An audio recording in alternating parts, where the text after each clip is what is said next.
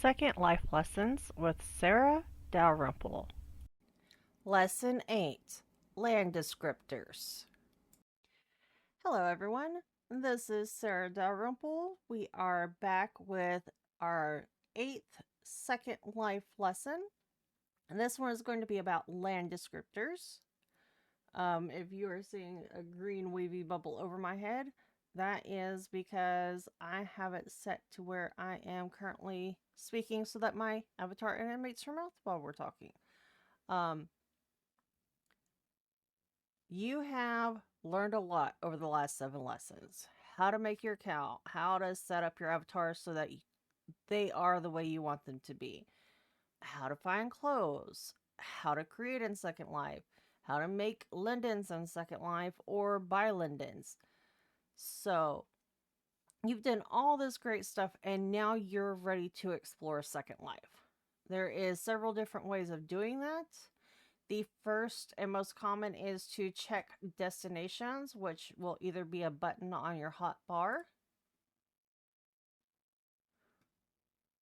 or you can go to World in the menu and click on destinations. It'll bring up the same item right here. And you can scroll through. These are different types of categories for destinations. So let's look at what's hot now. So the first one that we see is London City. When you hover your mouse over the area, it's going to say a description of that area. So this one, it says London City, it has a multi-level freebie store with regularly updated mesh clothing and accessories. Additionally, there is a tutorial area with support staff to assist new residents. You can enjoy daily events with free to enter contests and Linden dollar prizes, live voice chat, a busking area, sandbox, and more. These descriptions are very helpful in helping you decide where you want to be. They also list how many people is showing currently in that area. The larger the number of people, the more lag you're going to expect to experience in that area. I try to keep between like 20 and 40 people in a place that I'm visiting. So that's your basics. Right there's destinations. For a little bit more advanced, you will go to search, choose places, make sure that you have the ratings that you want, be it general, moderate, adult, or a mix of all three. And let's say that you're interested in getting into role playing in Second Life. Role playing in Second Life is not going to be like your traditional MMOs, War of Warhammer and such. They're going to be more akin to a virtual scene where you do things such as fantasy, Dungeons and Dragons, fighting angels and demons, or science fiction. So let's go ahead and check out some of the roleplay areas by choosing roleplay, typing it into the search, and then you get a list. These are all landmarks. Whichever landmark that you single click on, it will provide a description. So this one, it says Eternal Conflict, Angels and Demons.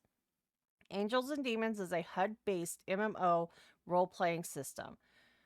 They even list a website for you to check out. They list for the description, it's role-play, angels, demons, MMO, RPG, game system, vampires, lycans, werewolves, heavens, hell, hangouts, crafts, and shopping.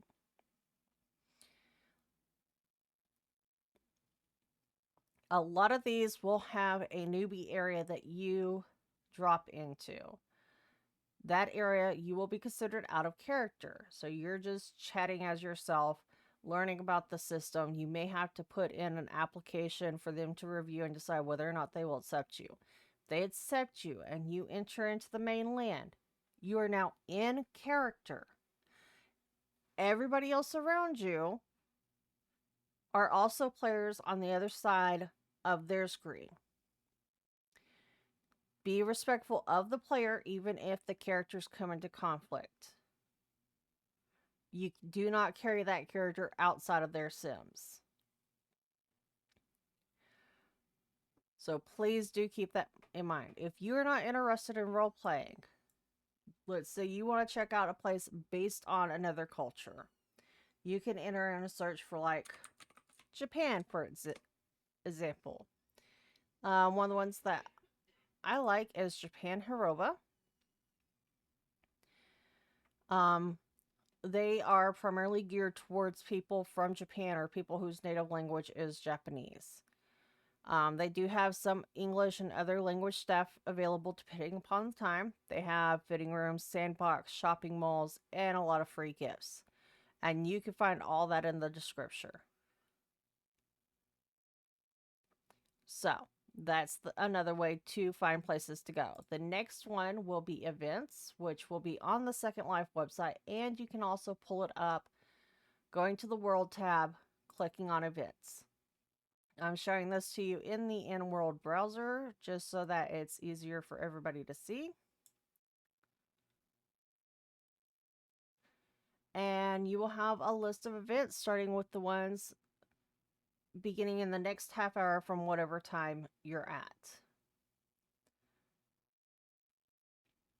So we're going to click on here and we are going to just find something to look. Let's see. Cool Jazz with DJ Chelsea. This is at the Cool Dragon Jazz Club. It does not cost anything to get in. Most of the time, if it costs something to get in, I don't bother going. Most of these events are going to be free. You'll have a description of the event. So like this one says, the Cool Jazz Dragon is now open at Center Ground Tuesdays and Thursdays. Tells you what times they're going. Tire, which is recommended as casual, come as you are. You can click this link right here and it will send you a landmark with the description. Some of these descriptions will tell you what kind of attire they expect you to be wearing, what kind of avatars are welcome, which ones are not welcome. So if it is not a place where they want you to be in casual attire, they will say attire formal or formal attire is required. Some places only accept humanoid avatars. No furries, no demons, no drow, no children avatars. So make sure you read those descriptions so that you're going to a place where you are welcome.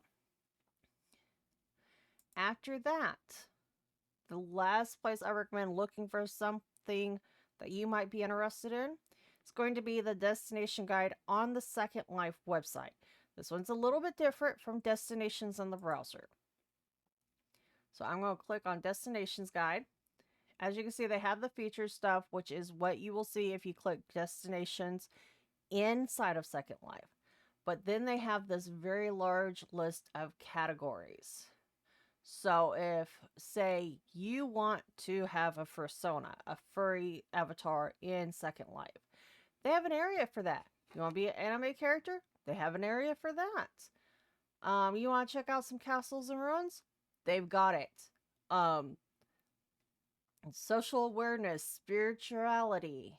They even have places that are dedicated specifically for voice chat if that is what you prefer as opposed to typing.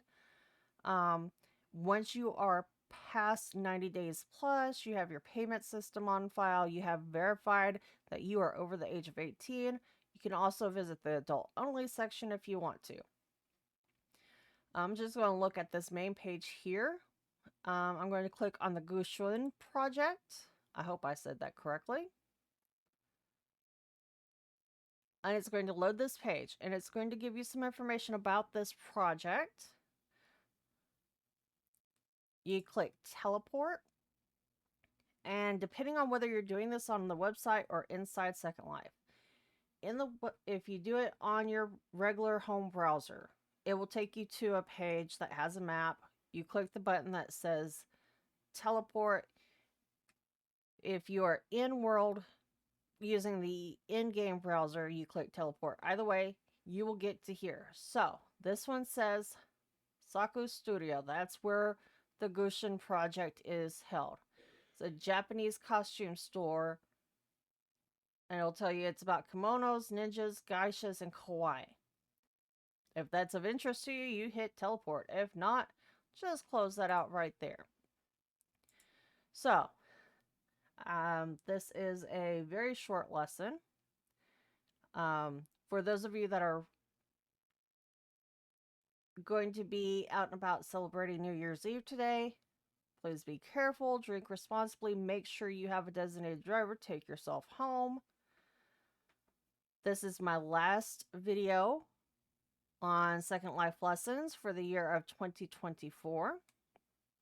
The upcoming year, the lessons may slow down depending on what people say needs to be taught to newcomers and what questions newcomers have. So please, please put those suggestions down in the comments or come over to my Discord. It's listed in my link tree. Drop in, say hi, say, hey, this is something that I didn't know as a newbie. I think other people should know it. I hope everybody has a good New Year's Eve and a bright start to 2025. This is Sarah saying bye.